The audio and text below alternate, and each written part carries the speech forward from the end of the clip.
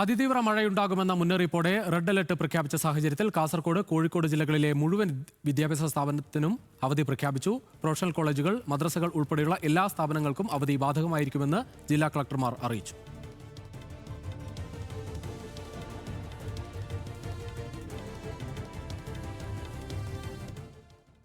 സംസ്ഥാനത്ത് വന്യജീവി മനുഷ്യ സംഘർഷം രൂക്ഷമാവുകയാണ്. ഇടുക്കിയിൽ കാട്ടാന ആക്രമണത്തിൽ സ്ത്രീ കൊല്ലപ്പെട്ടു. പരിക്കേറ്റ ഇവരുടെ മകനെ വിദഗ്ധ ചികിത്സയ്ക്കായി കോട്ടയത്തെ കുട്ടികളുടെ ആശുപത്രിയിലേക്ക് മാറ്റി. ആക്രമണത്തിന് പിന്നാലെ നാട്ടുകാരും വനംവകുപ്പും ജനപ്രതിനിധികളും യോഗം ചേർന്നു. മാരിയുടെ കുട്ടികളുടെ പുനരധിവാസം അടക്കമുള്ള കാര്യങ്ങളാണ് ചർച്ച ചെയ്യുന്നത്. സംഭവത്തിന് പിന്നാലെ ചിന്നക്കനാൽ സൂര്യനെല്ലിയിൽ വീണ്ടും കാട്ടാന ഇറങ്ങിയത് ആശങ്ക പരത്തി. കോഴിക്കോട് മുള്ളൻപന്നി ഓട്ടോയ്ക്ക് കുറുകെ ചാടിയുണ്ടായ അപകടത്തിൽ യുവാവിന് ജീവൻ നഷ്ടമായി. കഴിഞ്ഞ ദിവസം രാത്രിയിൽ താമരശ്ശേരി ചുരത്തിൽ യുവാവിനെ പെരുമ്പാമ്പ് കടിച്ചു. വന്യജീവി സംഘർഷത്തിൽ ശാശ്വത നടപടികൾ ആവശ്യപ്പെട്ട് പ്രതിഷേധങ്ങളും തുടരുകയാണ്.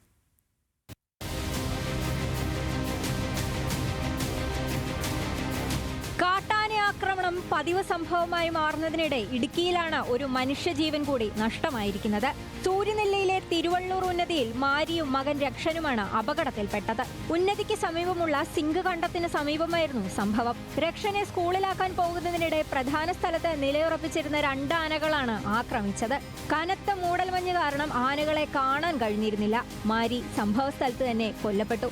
ഓടി രക്ഷപ്പെടാൻ ശ്രമിക്കുന്നതിനിടെ വീണാണ് 11 വയസ്സുള്ള രക്ഷന് പരിക്കേറ്റത്. അടിമാലി താലൂക്ക് ആശുപത്രിയിൽ ചികിത്സയിലായിരുന്ന രക്ഷനെ വിദഗ്ധ ചികിത്സയ്ക്കായി കോട്ടയത്തെ കുട്ടികളുടെ ആശുപത്രിയിലേക്കാണ് മാറ്റിയത്.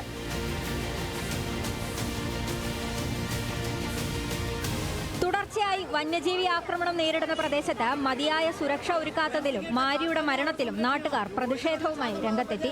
ചിന്നക്കനാൽ കുടുംബാരോഗ്യ കേന്ദ്രത്തിന് മുന്നിലായിരുന്നു പ്രതിഷേധം.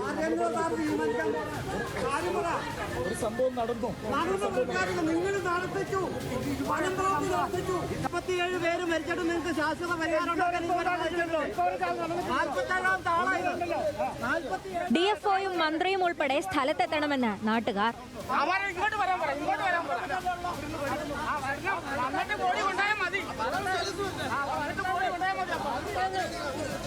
നടക്കാൻ പാടില്ലാത്ത സംഭവമാണ് നടന്നതെന്ന് ദേവികുളം MLA എഫ് രാജ പ്രതികരിച്ചു. മാരിയുടെ കുടുംബത്തിന് ആദ്യഘട്ട ധനസഹായമായി 5 ലക്ഷം രൂപ ഉടൻ നൽകുമെന്നും എഫ് രാജ അറിയിച്ചു. വന്യമൃഗശല്യം പരിഹരിക്കാൻ ഒറ്റമൂലിയില്ല എന്ന് സർക്കാർ തിരിച്ചറിഞ്ഞതിൽ നന്ദിയെന്ന് മുൻ വനം മന്ത്രി AK ശശീന്ദ്രൻ പറഞ്ഞു. ഇതേ കാര്യങ്ങളാണ് താൻ നേരത്തെ പറഞ്ഞതെന്നും അന്ന് തന്നെ എല്ലാവരും വേട്ടയാടിയെന്നും AK ശശീന്ദ്രൻ. ചില യാഥാർത്ഥ്യങ്ങൾ, ചില പ്രവൃത്തികളെ കാലം ന്യായീകരിക്കും. എന്നെ പ്രതിക്കൂട്ടിൽ കയറ്റി നിർത്തിയവർ അങ്ങനെ വേണമോ എന്ന് നിങ്ങൾ ഇപ്പോൾ സംശയിച്ചതുപോലെ അവരിൽ തന്നെ സംശയം ഉണ്ടായാൽ സ്വാഭാവികമാണ്. ഒറ്റമൂലിയില്ലെന്ന് തിരിച്ചറിഞ്ഞതിൽ എനിക്ക് നന്ദിയുണ്ട്. സംഭവത്തിന് പിന്നാലെ ചിന്നക്കനാൽ സൂര്യനെല്ലിയിൽ വീണ്ടും കാട്ടാന ഇറങ്ങിയത് ആശങ്ക പരത്തി. കോഴിക്കോട് നരിപ്പറ്റിയിൽ മുള്ളൻപന്നി ഓട്ടോയ്ക്ക് കുറുകെ ചാടിയുണ്ടായ അപകടത്തിലാണ് ലിജേഷ് കുമാറിന് ജീവൻ നഷ്ടപ്പെട്ടത്. മുള്ളൻപന്നിയെ വാഹനം ഇടിക്കാതിരിക്കാൻ തിരിച്ചതോടെ നിയന്ത്രണം നഷ്ടപ്പെട്ട് വാഹനം മറിയുകയായിരുന്നു.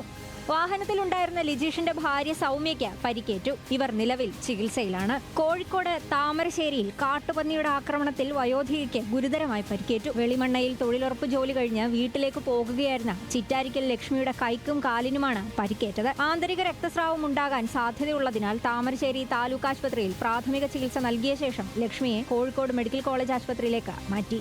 താമരശ്ശേരി ചുരത്തിൽ ഇന്നലെ രാത്രിയിലാണ് യുവാവിനെ പെരുമ്പാമ്പ് കടിച്ചത്. നടുറോട്ടിൽ കിടന്ന പാമ്പ് കാരണം ഗതാഗത തടസ്സമുണ്ടായതോടെ റോഡിൽ നിന്നും നീക്കുന്നതിനിടെയായിരുന്നു ആക്രമണം. കൽപ്പറ്റ സ്വദേശി ആസാദിനാണ് കടിയേറ്റത്. കടിയേറ്റ ഭാഗത്തെ മാംസം വേർപെട്ട നിലയിലാണ്. കോഴിക്കോട് മെഡിക്കൽ കോളേജിൽ പ്രവേശിപ്പിച്ച ആസാദ് ചികിത്സയിൽ തുടരുകയാണ്.